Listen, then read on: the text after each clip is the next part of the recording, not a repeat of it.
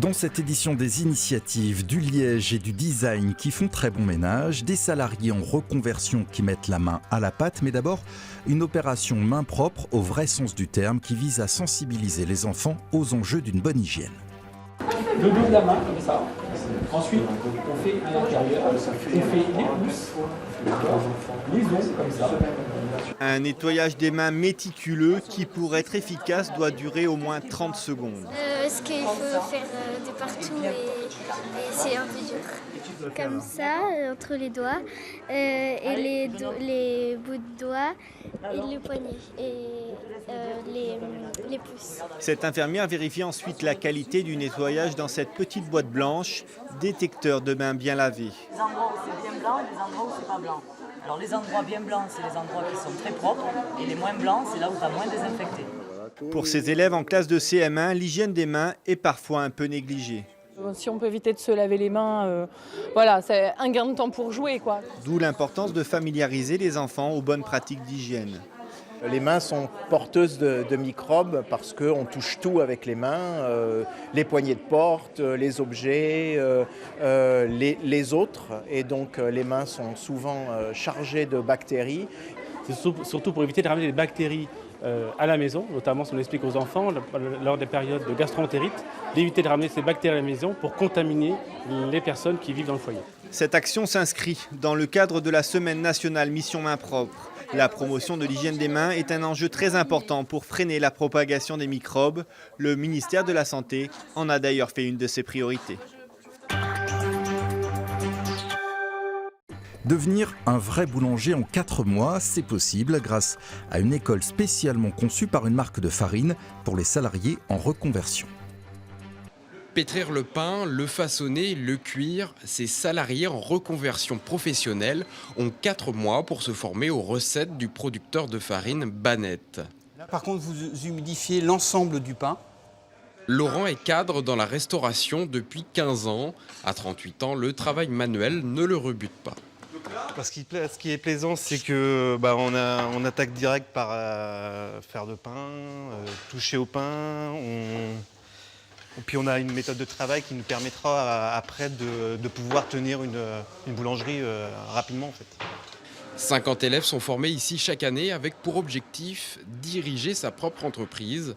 Ce salarié profite du redressement judiciaire de sa société pour passer de la chimie à la boulangerie. C'est aussi le plaisir de passer d'un statut de salarié au statut de chef d'entreprise, de pouvoir manager, gérer une équipe, avoir un chiffre d'affaires, et voilà, faire fonctionner sa propre société et sortir un peu de l'expérience connue jusqu'à maintenant de salarié. Pour devenir chef d'entreprise, les élèves ne sont pas uniquement formés à la boulangerie. Évidemment, boulanger, il doit être capable d'avoir un savoir-faire, des connaissances suffisantes technologiquement et en pratique pour pouvoir gérer une boulangerie. Mais je dirais, c'est surtout pas que ça. C'est que ça va évidemment comprendre la gestion, le management et tout ce qui est marketing. Savoir mettre en avant son savoir-faire, savoir se vendre. Des cours de gestion, de la théorie, des techniques de vente pour les conjointes. Le programme est intensif. En 23 ans, l'école a formé plus de 1000 adultes. Une fois en activité, les boulangers seront les futurs clients du producteur de farine. Un partenariat gagnant-gagnant. Celui-ci, c'est le prix coup de cœur de la Chambre de commerce et de l'industrie de Paris-Île-de-France. Un prix coup de cœur qui porte bien son nom, car c'est l'engagement d'une maman pour aider son fils autiste que le concours Lépine a choisi de récompenser. Je prends le petit déjeuner. Estelle a créé l'application Watch Help il y a 3 mois. Elle permet, grâce à une montre connectée, de rappeler ce qu'il y a à faire dans la journée avec des consignes simples. Le but va être d'envoyer différentes alertes et rappels directement sur la montre pour en fait guider la personne dans des actes du quotidien, sur des choses que la personne ne ferait pas spontanément d'elle-même, sur des choses qu'elle oublierait en fait. Déjà téléchargée plus de 1300 fois, l'application peut aider toute personne handicapée à gagner en autonomie et à se sentir, comme Alan, un peu plus en confiance dans sa vie. Si j'écoute bien la montre, je prends l'avion tout seul. Pour finir, découvrons le temps d'une exposition en Corse. Comment, après le bouchon, le Liège recherche de nouveaux débouchés du côté du design.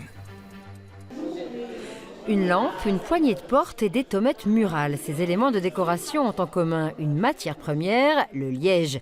Ces pièces ont été conçues et fabriquées par 2 jeunes designers en résidence d'artistes. Pour ces tomates plus particulièrement, l'idée en fait, c'est de découper des carrés d'écorce qu'on va ensuite retravailler sur certaines faces pour pouvoir les usiner. Donc on a vraiment l'aspect naturel de la matière qui ressort, tout en ayant un produit fini et assez normalisé, on va dire, dans la production. Le liège est une richesse naturelle de la Corse, mais l'énorme potentiel de ces vastes suberets est aujourd'hui très largement sous-exploité. Florissant à la fin du 19e siècle, le marché a périclité dans les années 70. Il y a eu la concurrence des produits matières plastiques, donc dérivés du pétrole, hein, notamment pour le bouchon, essentiellement pour le bouchon. Et c'est moins cher ? Et qui sont nettement moins chers parce que le liège est cher parce qu'il y a beaucoup de main-d'œuvre. Cher à produire, le liège a donc besoin d'une valeur ajoutée pour exister.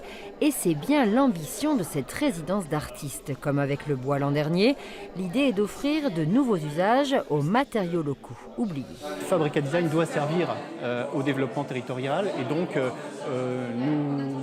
nous pensons qu'une exposition comme celle-ci est une démonstration que déjà les choses sont possibles et que des partenaires peuvent s'agréger au projet pour tenter un développement économique. Fabrica Design travaillera dans les prochaines semaines sur les débouchés commerciaux de ces objets en liège avant de s'intéresser à un autre produit inutilisé dans l'île, la laine.